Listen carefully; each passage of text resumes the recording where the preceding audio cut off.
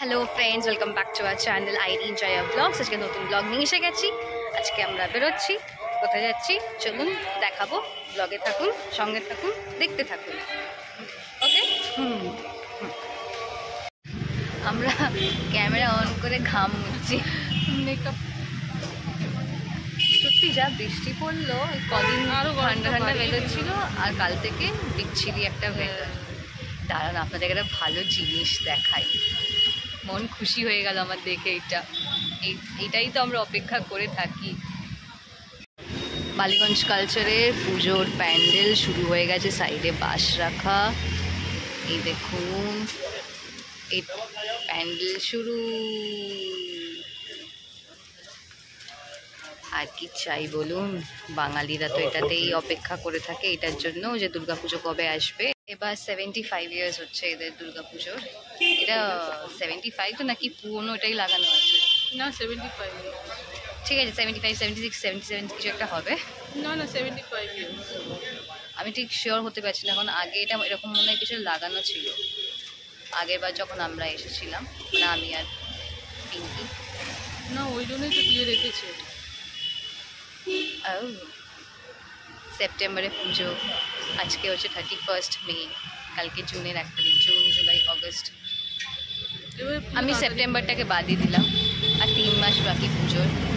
ইয়ে থিম হবে বলে তাড়াতাড়ি শুরু হয়ে গেছে। যেই সব জায়গায় থিম হবে, বড় প্যান্ডেল হবে, অনেক কিছু করা থাকে, তারা তাড়াতাড়ি শুরু করে দেয়।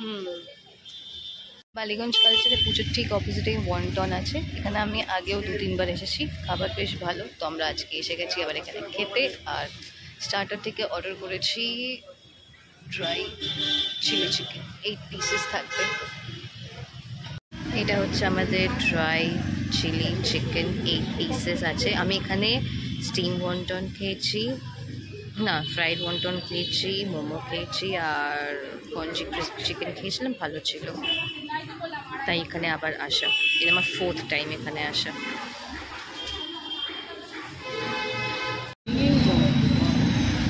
আস্তে বাহ, বলছি না প্রচণ্ড গরম। কেমন এমনি খেয়ে? ভালো করে খাও, তোমার মুখ দেখে বোঝা যাচ্ছে তুমি এখন অব্দি বোঝোনি টেস্ট। গরমে ভালো আরেকটু ঠিক করে খাও। ওটাকে মা দাও দাও দাও দাও, যেরকম পছন্দ করি দাও আমাকে দাও। আরে কাঠের চামচ না, ভেঙে যাবে। আমি টেস্ট করেছি। মারামারি হচ্ছে এই তো না, রীতিমতো মারামারি করলাম। ভালো ভালো তো, ওকে কিউ। কি বলছিলে বলো? ভালো। আমরা যেরকম খাই ড্রাই চিলি চিকেন সব জায়গায়, যেটা পছন্দ করি সেরকমই খেতে। না ভালো লেগেছে তো।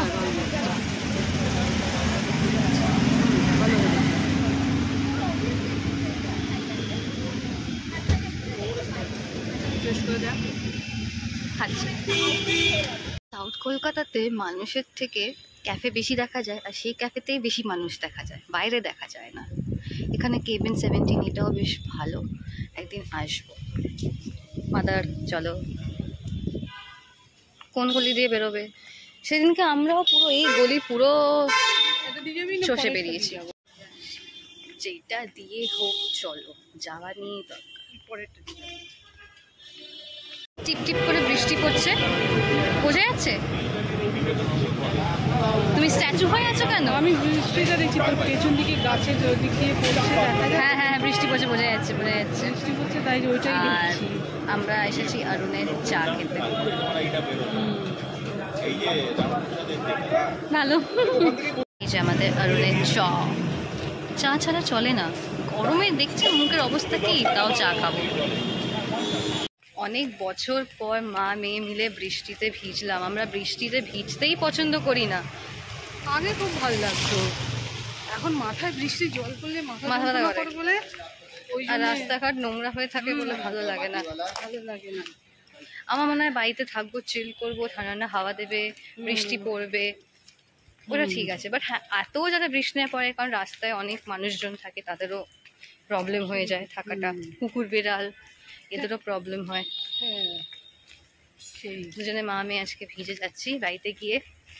আবার এনার স্বামী আর আমার বাবা আমাদেরকে না ঝাড়ে, বৃষ্টিতে ভিজেছি বলে। ছাতা নিয়ে দে, হ্যাঁ ছাতা নিয়ে যাওনি, আমার কথা শোনোনি, হয়ে যাবে। বাট আমরা প্রিপেয়ার, শুনবো, বলে যাবে, শুনো। আমরা সত্যি বৃষ্টিতে ভিজি না, না আমরা অনেক বৃষ্টি। কিন্তু আজকে আর কতক্ষণ দাঁড়িয়ে থাকবো রাস্তায়। ওভারঅল আজকে দিনটা ভালো ছিল, হুম ভালো কেটেছে দিনটা। হুম জন্য ব্লগটাকে এখানেই এন্ড করছি। ভালো লাগলে লাইক করে দেবেন। Till then by.